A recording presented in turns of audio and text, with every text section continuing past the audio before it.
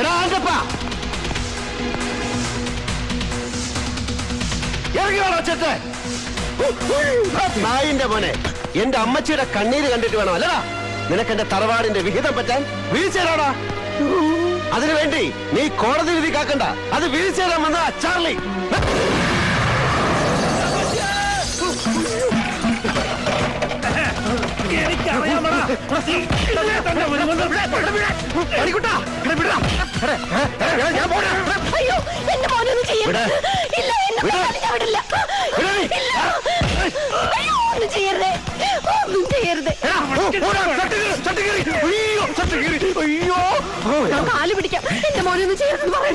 മണിക്കുട്ട വിട്ടാരവനെ.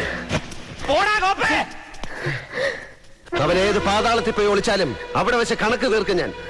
ഒരു തവണ, ഒരേ ഒരു തവണ.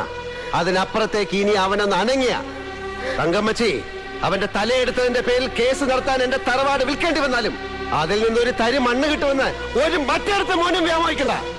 പറയുന്ന ചാർലിയാ, പുലിക്കാട്ടിൽ ചാർലി.